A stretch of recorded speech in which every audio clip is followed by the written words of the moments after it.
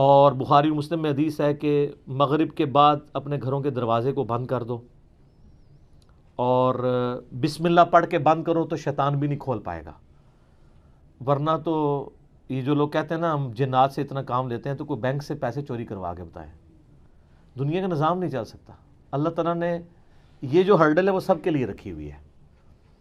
بخاری مسلم میں الفاظ ہیں اپنے برتنوں کو ڈھانپ دو، خالی برتنوں کو الٹا کر دو اگر ڈھانپ نہیں سکتے، اور اگر بھرے ہوئے برتن ہیں اس کو ڈھانپنے کے لیے کوئی چیز نہ ملے تو بخاری مسلم کے الفاظ ہیں کوئی ایک تنکا ہی اس کے اوپر رکھ دو۔ اور مسلم شریف میں حدیث ہے کہ ایک رات سال میں ایسی آتی ہے جس میں اللہ تعالیٰ کی طرف سے کئی ایک مرض آتے ہیں اور وہ ایسے برتن میں داخل ہو جاتے ہیں جن برتنوں کو کھلا رکھا ہوا ہوتا ہے۔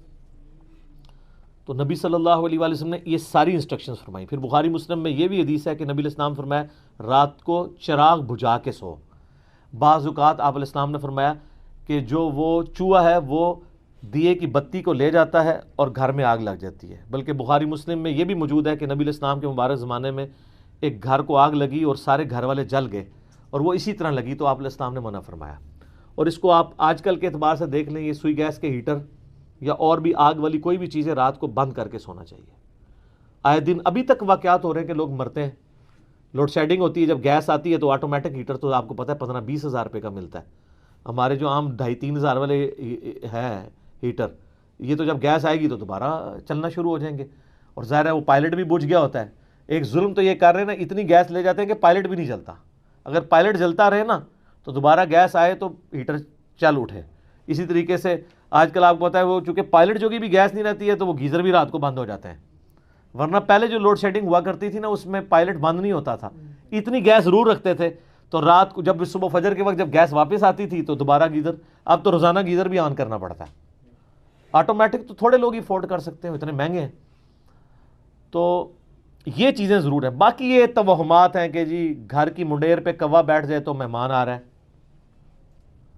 کالی بلی راستہ کاٹ دے تو یہ کوئی نحوست ہے، شیشہ ٹوٹ جانے کو نحوست سمجھتے ہیں۔ اچھا کہتے ہیں جوتی پہ جوتی چڑھی ہو تو سفر لکھا ہے، تو میں اکثر کہتا ہوں میری جوتی پہ جوتی چڑھا دیں آپ روزانہ کے لیے، میں تو جاتا ہی نہیں ہوں کہیں۔ اس طرح سفر نہیں ہوتا، آٹومیٹکلی بھی کئی بار میری جوتی پہ جوتی چڑھی ہوتی ہے، میں تو مہینوں نہیں نکلتا ہوں، ضرورت ہی نہیں پڑتی۔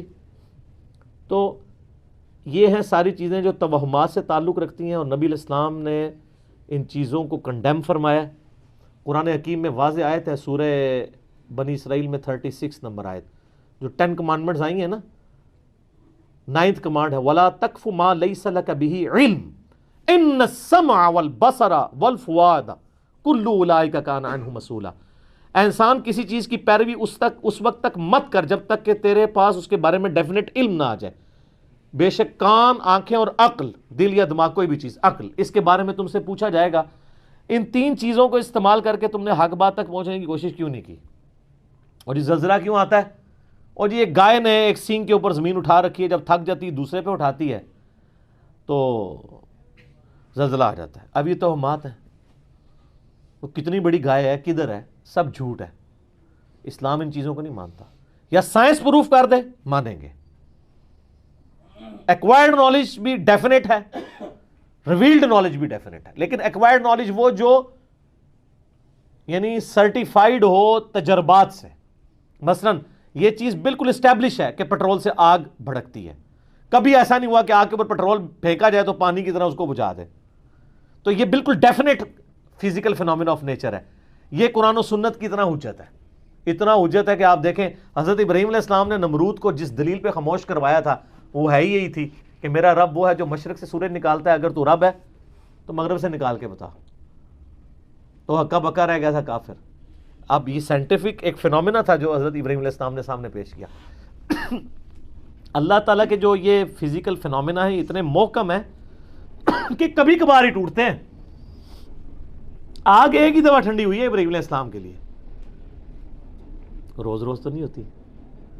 کعبے کو بھی اللہ تعالیٰ نے ابرا کے لشکر سے ایک ہی دفعہ بچایا ہے، اس کے بعد تو یزید کے دور میں خانہ کعبہ کے اوپر چڑھائی ہوئی ہے اور غلاف کعبہ کا کچھ حصہ جل گیا۔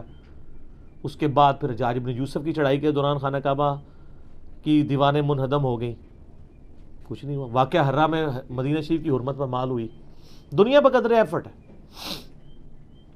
آپ لاکھ کہتے ہیں بزرگوں نے دنیا کا نظام سنبھالا ہوا ہے, کوئی فرق نہیں پڑتا.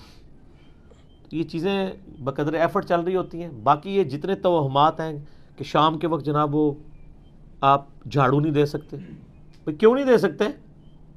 کامن ہے. ناخن نہیں کاٹ سکتے. اور میں نے تو گھروں میں لڑائیاں ہوتی دیکھی ہیں اس بات کے اوپر. خاوند بیویوں کو ڈانٹ رہے ہیں, مائیں بچوں کو ڈانٹ رہی ہیں, رات کے وقت کو ناخن کاٹ لے, اور ان سے یہ پوچھیں کہاں لکھا ہوا ہے, تو نہ ان کو پتا نہ ان کو بتانے والوں کو پتا. سارے سنا کے سننی ٹنی, پڑھ پڑھا کے سننی بنو. اسلام میں کوئی ایسی چیز نہیں ہے کہ آپ اس کی بنیاد کے اوپر لوگوں کو مصیبت میں ڈال دیں. جو چیزیں منع کرنے والی تھی وہ کر دی گئی ہیں. وہ میں نے آپ کو بتا دیا کہ رات کے وقت بچوں کو نہیں نکالنا آپ نے, مغرب کے وقت, وہ ساری چیزیں اپنی جگہ موجود ہیں. اچھا ہوتی کوئی یعنی 10 چیز موجود ہے, اس کے ساتھ صفر لگا کے اس کو 100 کر دیتے ہیں, کوئی اور صفر لگا کے 1000 کر دیتا ہے. اس طریقے سے بڑھاتے چلے جاتے ہیں, غلوف کرتے جاتے ہیں. حقیقت میں وہ چیز بڑی تھوڑی ہوتی ہے.